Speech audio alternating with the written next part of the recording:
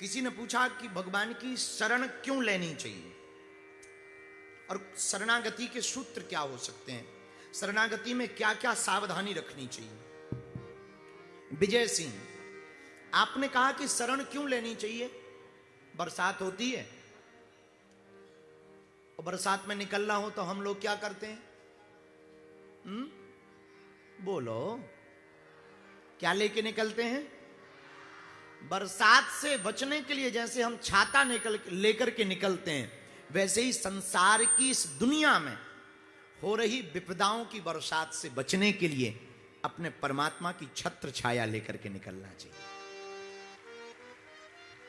तो शरणागति जरूरी है। शरणागति नहीं रहेगी आप टूट जाओगे, स्ट्रेस होगा, डिप्रेशन होगा, जीवन का आप आनंद नहीं ले पाओगे। फिर आपने कहा कि शरणागति के लिए सावधानियां क्या है। 4 सावधानी हमारी नजर में होनी चाहिए। पहली सावधानी, शरणागति में या तो तुम जुड़ो मत, जुड़ो तो मुड़ो मत। या तो जुड़ो मत और जुड़ो तो क्या ना करो, मुड़ो मत, वापस ना आओ। दूसरी सावधानी, पूर्ण निष्ठा और समर्पण रखो, कोई किंतु परंतु नहीं। हम बालाजी के हो गए तो हो गए, अब बाकी का काम बालाजी का है। तीसरी सावधानी है तत्सुख सुखित्वम। गोपियां कहती हैं, गोपियों का प्रेम क्या, जिसमें प्रियतम की रजा हो वैसा काम करो, जिसमें हमारे ठाकुर जी रीझें। गोपियां कहती हैं गोविंद से, अगर तुम्हें हमसे दूर जाने में प्रसन्नता है तो जाओ, चले जाओ। किसी ने गोपियों के कान में कहा कि तुम बावरी हो रही, पागल हो रही, वो 100 साल के लिए जा रहे, 100 साल तक नहीं मिलेंगे तुमसे। गोपियां कहती हैं 100 साल क्या, 100 जन्म के लिए भी अगर जाएं, लेकिन उन्हें प्रसन्न रहना चाहिए। हमें मंजूर है, हमको मंजूर है, स्वीकार है, तत् सुख सुखित्व। अरे धन्य गोपियों का प्रेम। एक बार नारद जी महाराज भगवान विष्णु के पास गए, भगवान से कहा कि आपका श्रेष्ठ भक्त कौन है, ऊंचा भगत कौन है। भगवान ने कहा बाद में बताएंगे, अभी हमारे पेट में दर्द हो रहा है। आपके पेट में दर्द? हाँ, क्या करें, आप ही कोई उपाय बताओ। भगवान ने कहा कि दवा तो है पर मिलना कठिन है। नहीं नहीं नहीं, तीनों लोगों में कहीं भी दवा होगी। नारद जी बोले हम ले आएंगे। क्या दवा है? भगवान बोले कोई भक्त अपने चरणों की रज हमें दे दे और हम लगा ले तो ठीक हो जाए। नारद जी ने सोचा भक्त तो हम भी हैं पर अपने चरणों की रज नहीं दे सकते हैं, नरक में जाएंगे। अब किसके पास जाएं? तो ब्रह्मा जी के पास गए, वो पिताजी हैं। पिताजी आप दिन भर ठाकुर जी का ध्यान करते रहते, बड़ा मनन करते, बड़ी स्तुति करते, बड़े बड़े कीर्तन गाते, हमारे ठाकुर जी के पेट में दर्द है, एक काम करो जरा थोड़ी सी अपने चरणों की रज दे दो, लगा देंगे ठीक हो जाएंगे। ब्रह्मा जी बोले तुम्हारा दिमाग खराब है, उन ठाकुर जी को हम अपने चरणों की रज देंगे? हम तो उनकी चरणों की रज चाहते हैं। तीनों लोकों में नारद जी घूमे, कहीं रज नहीं मिली, थक करके वृंदावन में बैठ गए।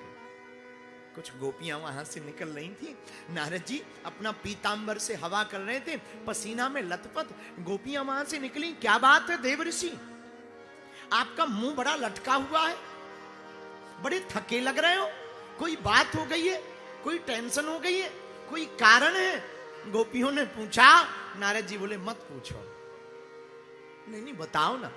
नारद जी बोले क्या बताएं, अपने ठाकुर जी के पेट में दर्द है और उनकी दवा नहीं मिल रही। कौन सी दवा?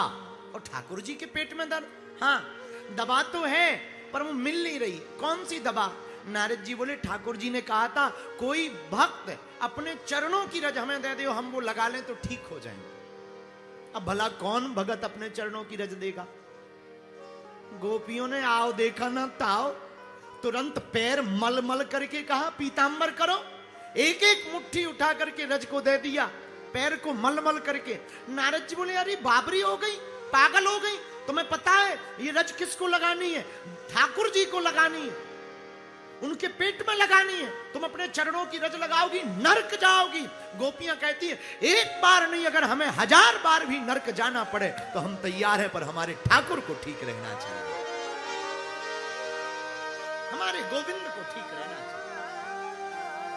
तो आपने पूछा विजय कि भगवान की शरणागति के हमें सावधानी क्या रखनी, तो पहली सावधानी या तो तुम जुड़ो मत, और जुड़ो तो मुड़ो मत। चाहे बगीचा सरकार से जुड़ो, चाहे बगिया सरकार से जुड़ो, या बगिया वाली माई से जुड़ो, या किसी गुरु के चरण से जुड़ो, या बागेश्वर हनुमान जी से जुड़ो। पहली बात तो जुड़ो, तो फिर मुड़ो मत।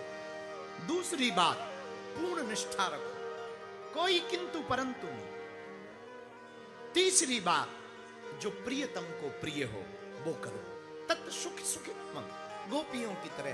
और चौथी और अंतिम सावधानी, हमको अधिकार नहीं जताना भगवान पर, कोई अधिकार। भगवान हमारे हैं, ये बहुत अच्छी बात है, लेकिन केवल हमारे हैं, ये बहुत बुरी बात है। भगवान हमारे हैं, ये बात तो ठीक है, लेकिन आप कहो कि केवल भगवान हमारे हैं, ये बात तो अपराध है। इसीलिए अधिकार नहीं जमाना। भगवान से यही कहना, गोविंद से, जिसमें तुम राजी हो उसमें हम राजी हैं,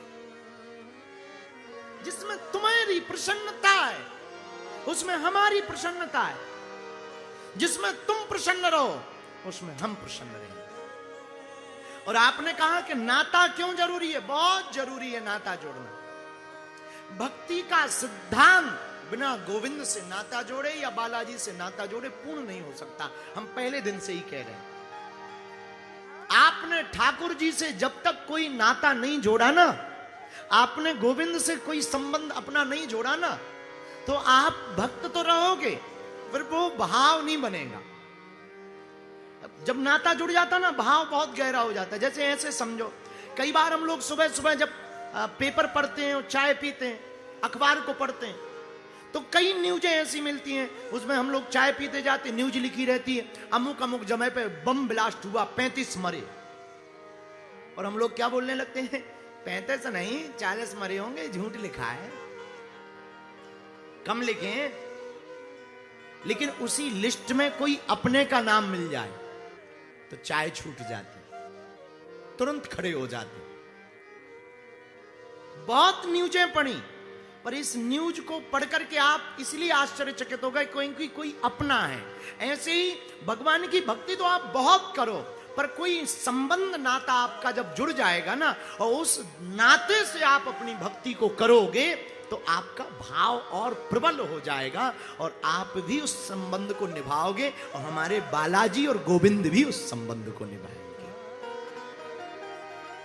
निभाना ही पड़ेगा। हम आपको कोई त्रेता की या द्वापर की कथा नहीं बता रहे, एक सत्य घटना बता रहे हैं। शायद आप जानते हो, मालवा क्षेत्र में एक जगह है, आगर मालवा कहते हैं उसको। तो वहां एक बहुत प्रसिद्ध मंदिर है अभी भी, बैद्यनाथ महादेव का, अभी भी है। और आप बड़े आश्चर्यचकित होंगे कि उस मंदिर का जीर्णोद्धार अंग्रेजों ने कराया। मंदिर का आगर मालवा में एक बैद्यनाथ महादेव का मंदिर है अभी भी। आप कभी नेट पर भी देख सकते हो, शायद नेट पर होगा। हमने वहां की एक पुस्तक में कहा, सत्य घटना को पढ़ा और कई बार कथा में बोला। वहां पर एक वकील साहब हुए, श्री जय नारायण बाप जी, बहुत प्रसिद्ध वकील हुए, वकालत करते थे, महादेव के भक्त थे। बालाजी का भी स्थान है, पर महादेव के भक्त थे। एक कोई गरीब आदमी का केस था, किसी वकील ने लिया नहीं, ये अदालत के बाहर खड़े थे, सत्य घटना बता रहे हैं। तो उस साधारण से आदमी ने कहा कि क्या आप हमारा केस लड़ोगे? इन्होंने कहा लड़ लेंगे।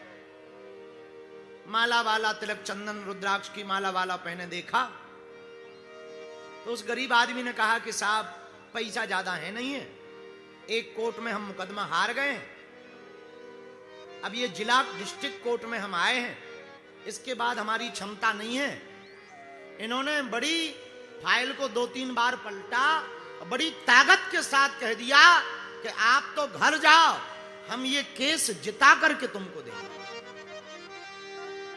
तो बाकी वकील हंसने लगे, और धीरे से उस किसान के कान में बोले कि किस पागल को पकड़ लिया, ये दिन ना रात मंदिर में ही घुसा रहता है, कोर्ट कभी कभी आता है, ये खाक जीतेगा।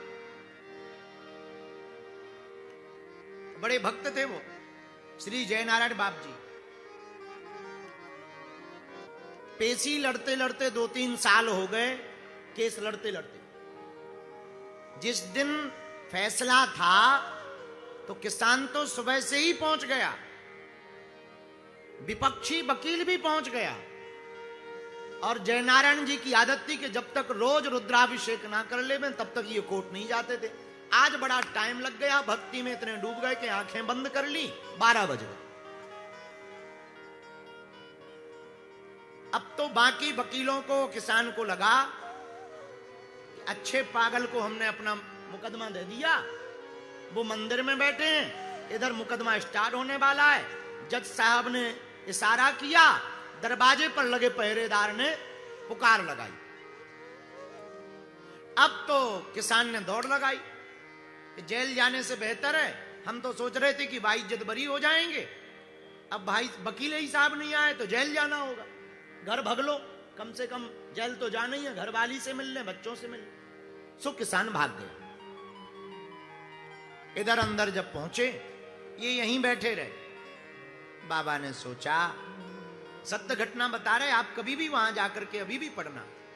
बाबा ने सोचा कहीं हमारे भक्त की नाक ना कट जाए, वकीलों में इसकी बेइज्जती ना हो जावे, इसलिए स्वयं महादेव जय नारायण जी का रूप बना करके अदालत में प्रस्तुत हो गए।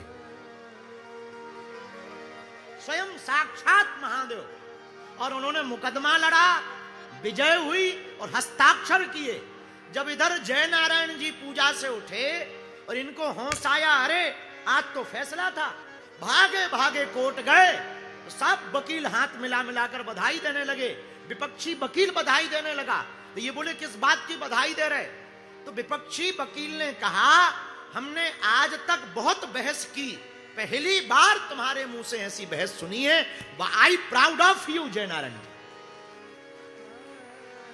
ये तो बड़ा चौंक गए, बोले हम तो भैया मंदिर में थे, हम तो आए ही नहीं, और हम तो वहां पूजा में थे। बोले पागल हो क्या, ये देखो कोर्ट भी जीत गए हो, ये तुम्हारे हस्ताक्षर हैं।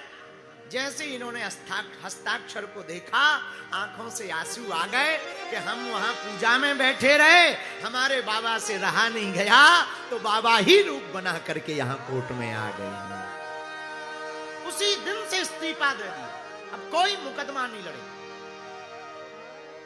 इसी कलिकाल की बात। और ये हम आपको एक घटना बता रहे हैं, जो ये हमने एक आर्टिकल पढ़ा, उस आर्टिकल में इस घटना का जिक्र आया। 1879 में जब भारत में अंग्रेजी शासन था, तो अंग्रेजों का युद्ध अफगानिस्तानी पठानों से हो गया। तो आगर मालवा क्षेत्र में जब अंग्रेजों का आधिपत्य था भारत में, तो एक कर्नल थे, लेफ्टिनेंट कर्नल मार्टिन। मार्टिन जब यहां के लेफ्टिनेंट कर्नल थे, तो उनको अंग्रेजों ने अफगानिस्तान पठानों के पास में युद्ध करने भेजा। इनकी पत्नी लेडी मार्टिन यहीं रहती थी, मालवा में। तो जब ये पठानों में युद्ध करने गए, तो रोज पत्र लिख करके अपनी पत्नी को संदेशा देते थे, हम कुशल हैं, सेना कम हो रही, पठान हैवी हैं, हम लोग हारने की कगार पर हैं। पर बीच में ऐसी घटना घटी कि 15 दिन तक कोई पत्र नहीं आया। तो लेडी मार्टिन की जो पत्नी थी, उसको लगता है हमारे पति जी युद्ध में मर गए, कोई खबर ही नहीं आई। लाखों अंग्रेज मारे गए, पठान भी बहुत मारे गए। तो इनकी पत्नी बड़ी परेशान थी। तो एक काम करने वाला एक युवक रहता था, वो भारतीय था। उसने कहा कि तुम चिंतित ना हो, परेशान ना हो, यहां वैद्यनाथ महादेव का मंदिर है, वहां जाकर के अगर तुम अनुष्ठान करवा दोगी तो हमें भरोसा है कुछ ना कुछ अच्छी खबर आएगी।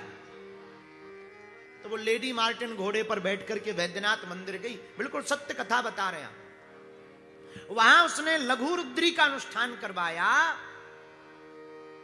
और उसने अपनी पुस्तक में लिखा ये कोई हम आपको वेद की या रामायण की बात नहीं कर रहे, मार्टिन, लेफ्टिनेंट मार्टिन की ये बात हम आपको बता रहे हैं। उसने पुस्तक में लिखा, अभी भी शिलालेख वैद्यनाथ मंदिर में आगर मालवा में उसका है। उसने लिखा कि जैसे ही पूर्णाहुति हुई हमारे पति वापस आ गए। रुको, वापस आए तो पत्नी ने पूछा कि क्या हुआ, इतने दिनों तक आपने पत्र क्यों नहीं दिया? तो वो हाथ जोड़कर बोला कि मैं क्या बताऊं, पठानों ने मुझे घेर लिया, मेरे घोड़े को बंधक बना लिया, मेरी तलवारें छुड़ा ली, मुझे मारने के लिए ले जा रहे थे। तब तक एक कोई भारतीय योगी, विशाल काय शरीर वाला, बड़ी बड़ी जटाओं वाला, हाथ में त्रिशूल लेकर के ऐसा चलाता हुआ आया कि पठानों को मार करके भगा दिया और मेरे प्राण जिंदा बच गए, मैं जीवित बच गया। तो मार्टिन की जो पत्नी थी, उसकी आंखों में आंसू आ गए और उसने पूरी घटना बताई। तब 1883 में मार्टिन ने अपने पैसों से वैद्यनाथ महादेव का मंदिर का जीर्णोद्धार करवाया, भव्य मंदिर बनाया। एक शिलालेख अभी भी लिखा हुआ वहां पर रखा है। ये कथाएं बताती हैं कि भगवान से अगर दिल से नाता जोड़ दिया जाए तो परमात्मा आज भी प्रकट होकर के तुम्हारी रक्षा करने को तैयार है। आज भी वो तैयार है, बस भगवान से कोई संबंध हृदय से जोड़े, हृदय से कोई नाता जोड़े। आज भी ठाकुर जी प्रकट होने को तैयार। पर सबसे बड़ी दिक्कत यह है कि हम लोग भगवान को भजते हैं, पूजते हैं, मानते हैं, लेकिन सिर्फ स्वार्थ बस, कोई कामना बस। भगवान को बताने की क्या जरूरत है? हमारे ठाकुर जी तो सब जानते ना। अच्छा, कितने विचित्र हो आप लोग। इधर आप लोग कहते हो कि भगवान अंतर्यामी। अच्छा, अंतर्यामी है, फिर तुम बताते क्यों महाराज हमारी लोगाई को सिर दर्द कर लो।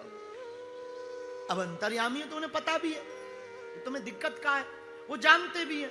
भगवान परीक्षा ले सकते हैं, बुरा ना मानना। भगवान के घर देर है, अंधेर नहीं है। हमारे एक संत हमको सुनाया करते, गफलत से जो डर जाए वो जेर नहीं होता, अपनी ताकत पर जो इतराए वो शेर नहीं होता। दरबार में बाबा के आकर मनहूस ना हो बंदे, यहां देर तो होती है पर अंधेर नहीं होता। भगवान के घर देर है लेकिन अंधेर नहीं है। इसीलिए हम लोगों को ठाकुर जी की शरण पकड़ना है। तो 2 दिन से हम भागवत की चर्चा तो कर ही रहे, पर 2 दिन से हम लोग एक सूत्र पर टिके हैं कि हमें भगवान से कोई ना कोई नाता जोड़ना है। मेरा गोपाल गिरधारी।